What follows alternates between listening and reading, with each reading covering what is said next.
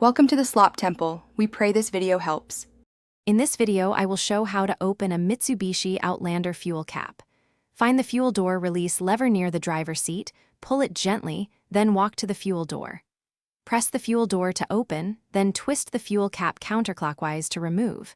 Set the cap aside or hang it on the holder if available. When finished, replace the cap, turn clockwise until it clicks, and close the door.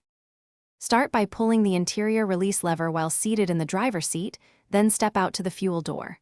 Press the door edge to open and locate the fuel cap. Turn the cap counterclockwise with steady pressure. Use gloves if sticky or dirty. If the cap has a tether, hang it on the indicated holder to avoid damage. Replace the cap by turning clockwise until you hear a click to ensure a proper seal. If you're enjoying this guide, please subscribe and like to support more helpful car tips. Quick recommendation.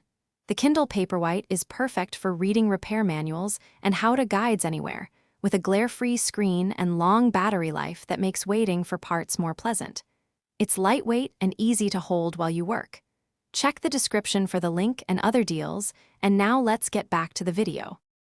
If the fuel door or cap sticks, stay calm and avoid forcing parts.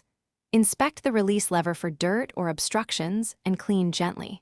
For a stuck cap, use a penetrating spray around the thread and wait a few minutes before attempting to turn it. If the electronic release fails, check fuses and consult the owner's manual or a dealer.